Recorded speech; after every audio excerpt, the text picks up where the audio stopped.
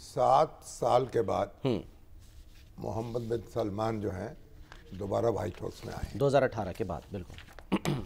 اور president Trump جو ہیں جب پہلی بار صدر منتخب ہوئے تھے اس بار بھی پہلا دورہ جو انہوں نے سعودی عرب کا کیا تھا بالکل.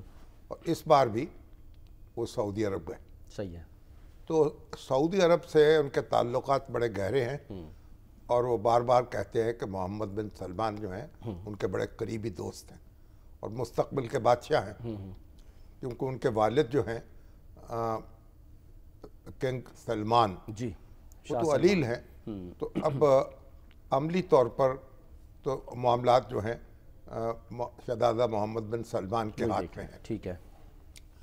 اور یہ جو ان کا استقبال ہوا ہے یہ بھی ایک بے مثال استقبال ہے.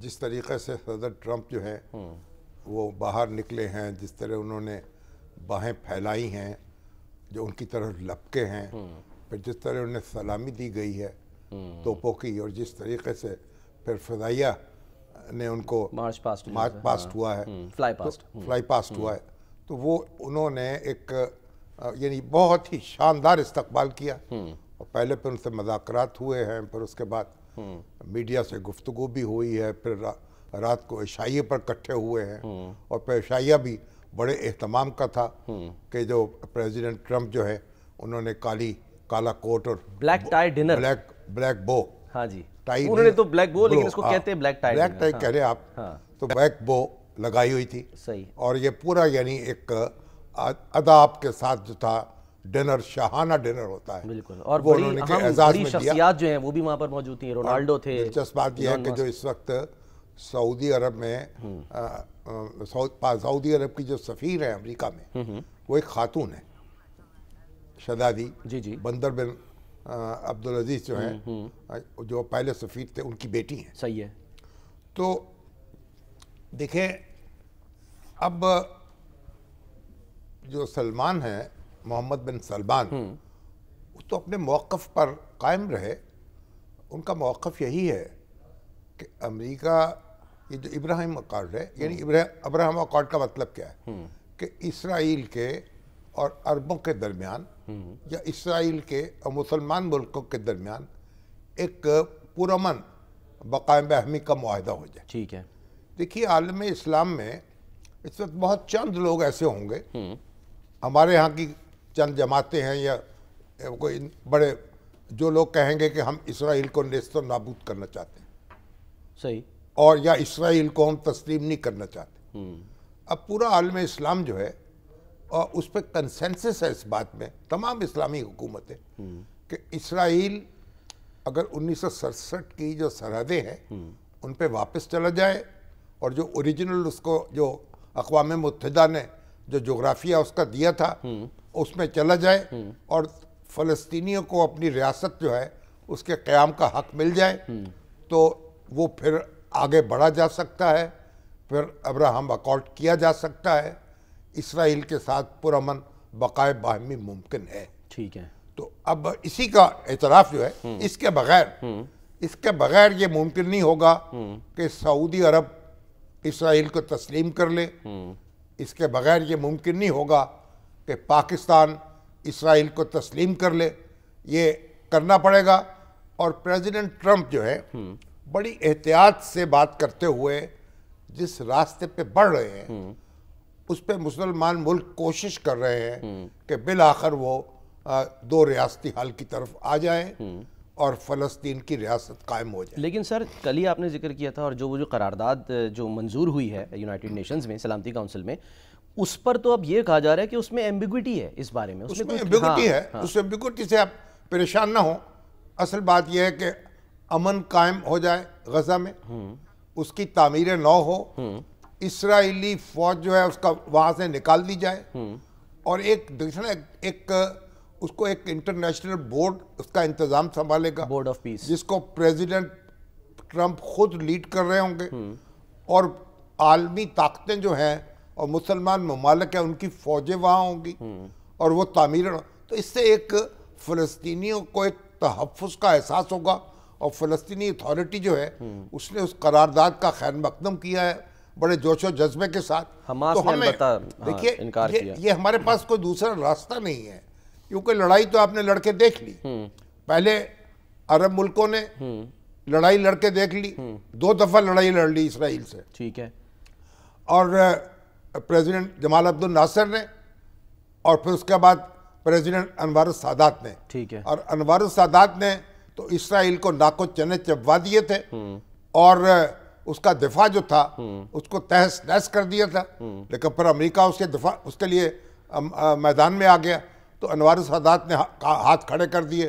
انہوں نے کہا ہم امریکہ کا مقابلہ نہیں کر سکتے. ٹھیک ہے. اور اب بھی آپ نے دیکھا جو جنگ جاری رہی ہے 2 سال, اس میں حماس جو ہے اس کی پشت پر کوئی بین الاقوامی طاقت کھڑی نہیں ہو سکی, اور اسرائیل کا ہاتھ روکا نہیں جا سکا کیونکہ امریکہ اس کے پیچھے کھڑا تھا.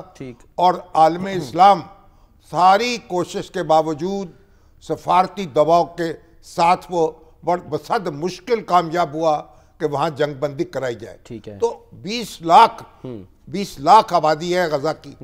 1 لاکھ جو ہیں وہ تو مارے گئے اور اس کے بعد زخمی ہو گئے, لیکن 19 لاکھ تلے بھی دبے ہیں ابھی تک, ملبے تلے دبے ہیں. 18-19 لاکھ لوگ جو ہیں وہ محفوظ رہ گئے. اب یہ اور کوئی راستہ نہیں ہے کہ آپ اس مسئلے کو کیسے حل کریں گے. اسی راستے پہ چلنا پڑے گا, امریکہ پہ دباؤ بڑھا کر, اس کو ساتھ ملا کر, قدم قدم پھونک کر قدم بڑھا کر, اور پھر اس منزل پہ پہنچیں گے. یہ مشکل منزل ہے. جذبات میں آپ بہت تقریریں کر سکتے ہیں, ہمارے ہاں بھی تقریریں ہوتی ہیں, ہمارے علماء کرام بھی بعض تقریریں کرتے ہیں. بعض ہمارے ابھی حافظ نعیم الرحمان صاحب کی گفتگو سن رہا تھا, وہ بھی کہنے لگے ہم بس اسرائیل کو تسلیم نہیں کریں گے. یہ ساری باتیں جو ہیں زمینی حقائق سے کوئی تعلق نہیں رکھتی. ٹھیک ہے. اور ہمیں زمینی حقائق, جو کچھ ہم کر سکتے ہیں وہ یہی کر سکتے ہیں کہ اسرائیل کے لیے ایک الگ وطن حاصل کر لیں. ٹھیک ہے. اور اسرائیل کو نیست و نابود کرنے کا جو خواب ہے وہ دیکھنا بند کر دیں. ٹھیک ہے. اچھا سر, اب دوسری بات, اب آپ دیکھیں سر میں ذرا ویلکم کر دوں ایئر کاموڈر ریٹائرڈ خالد چشتی صاحب ہمارے ساتھ موجود ہیں, ان کو بھی ہم شامل گفتگو کرتے ہیں. خالد چشتی صاحب تو ہمارے جناب تحریک پاکستان پر بھی گہری نظر ہے, قائد اعظم کی شخصیت پر بھی ان کی جناب انہوں نے جو کچھ لکھا ہے, جو کچھ بولا ہے, وہ اپنی جگہ اپنی مثال آپ ہے. پھر ایئر فورس کے بڑے افسر رہے ہیں, تو پورا یہ آج خاص طور پہ سر ہم نے وہ ذرا رپورٹ جو آئی ہے کرتے ہیں. لیکن ایک بات سمجھیں, F-35 جو سعودی عرب کو دیے جا رہے ہیں, تو یہ کہا جا رہا تھا کہ یہ ان کو جو طیارے دیے جائیں گے یہ ڈاؤن گریڈ کر دیے جائیں گے. اچھا. یہ جو اسرائیل کو طیارے دیے گئے ہیں ان کے مقابلے کے نہیں ہوں گے, تھوڑا سا نچلے درجے کے ہوں گے. ٹھیک ہے. لیکن پریزیڈنٹ ٹرمپ نے اس کو واضح کر دیا, ایسی کوئی بات نہیں ہوگی. بالکل. وہی طیارے ان کو فراہم ہوں گے اور وہی طیارے جو اسرائیل کو دیے گئے. اور اسرائیل کو اس پہ کوئی اعتراض بھی نہیں. وہ اعتراض ہو, انہوں نے کہا توازن ہوگا, اور وہ توازن قائم رکھنا چاہتے ہیں اور اپنے دونوں دوستوں کے درمیان. ٹھیک ہے. تو یہ ان کو نے بالکل واضح کر دیا, اور پھر ظاہر ہے کہ وہ ایک دوسرے پہ قربان جا رہے تھے, اور $600 بلین سے بات $1000 بلین تک پہنچ گئی. اور کتنی انویسٹمنٹ ہوتی ہے, کیسے ہوتی ہے. اب سعودی عرب جو دیگر باتیں ہوئی ہیں میں اس پر بھی آپ سے آرٹیفیشل انٹیلیجنس ہے, اور منرلز ہیں, نیوکلیئر ہے سر, سول نیوکلیئر ٹیکنالوجی ہے. اس کے لیے امریکہ جو ہے, امریکہ نے اسے نان نیٹو الائی کا درجہ دے دیا. اسرائیل, اردن, کویت اور قطر کی یعنی کہ پاکستان بھی اس میں شامل ہے. 19 ممالک ہیں جن کو یہ درجہ حاصل ہے. ان کو امریکہ جو ہے جدید ترین اسلحہ سپلائی کر سکتا ہے کسی روک ٹوک کے بغیر, یعنی کوئی قدغن اس پہ نہیں ہے. تو وہی میجر نان نیٹو الائی سعودی عرب بھی ہو گیا, پاکستان بھی اس سب میں شامل ہے. تو بہرحال ایک بہت ہی کامیاب دورہ رہا. دفاعی معاہدہ جو ہے اس کی بھی بات ہو رہی ہے. ہم تو جب جاتے ہیں امریکہ سے, تو ہم تو یہ توقع لے کے جاتے ہیں نا کہ وہاں سے کیا لے کے آئیں گے.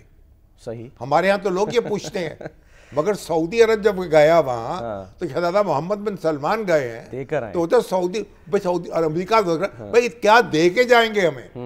تو انہوں نے کہا جناب یہ تو $1 ٹریلین تک پہنچے گی انویسٹمنٹ اور کتنے روزگار کے مواقع پیدا ہوں گے اور یہی وجہ کتنے لوگوں کو نوکریاں ملیں گی کہ کوئی صحافی سوال کر لے تو وہ اس کو سنا دیتے ہیں کہ بھئی اتنی بڑی انویسٹمنٹ تمہارے ساتھ بیٹھی ہوئی ہے اور تم باتیں کر رہی ہو جو ڈانٹ ڈپٹ رہے تھے وہ اے بی سی کی رپورٹر انہوں نے ڈانٹ ڈپٹ دیا اے بی سی فیک نیوز کہتے ہیں ان کا یہ تو اے بی سی کا لائسنس جو ہے وہی ریووک ہو جانا چاہیے کیا باتیں کر رہے ہیں آپ اور گستاخانہ سوالات کر رہے ہیں تو بہرحال ایک معلوم ہوا ایک بادشاہ جو ہے دوسرے بادشاہ کا استقبال کر رہا تھا تو چشتی صاحب السلام علیکم السلام علیکم چشتی صاحب آواز آ رہی ہے